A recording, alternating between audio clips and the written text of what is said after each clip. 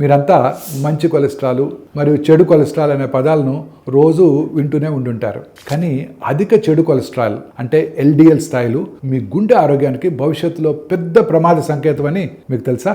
దీని గురించి వాళ్ళు తెలుసుకుందాం.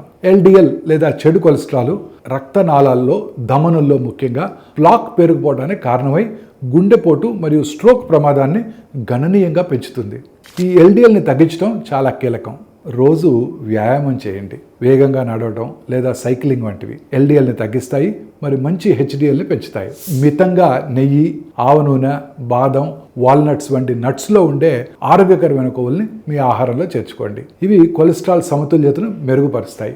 ఒమేగా 3లు అధికంగా ఉండే సీ ఫిష్ కానీ, తాజా నీటి చేపలు కానీ తినండి. బ్రౌన్ రైసు, మిల్లెట్స్ అంటే జొన్న, సజ్జ వంటి ధాన్యాలు మరియు పప్పులతో మీ ఆహారంలో ఫైబర్ క్వాంటిటీని పెంచండి. జామ, ఉసిరి, పాలకూర వంటి సీజనల్ పండ్లు మరియు ఆకుకూరలను ఎక్కువగా తినండి. ఇవి ఏం చేస్తాయంటే అదనపు కొలెస్ట్రాల్ని తగ్గించడంలో సహాయపడతాయి.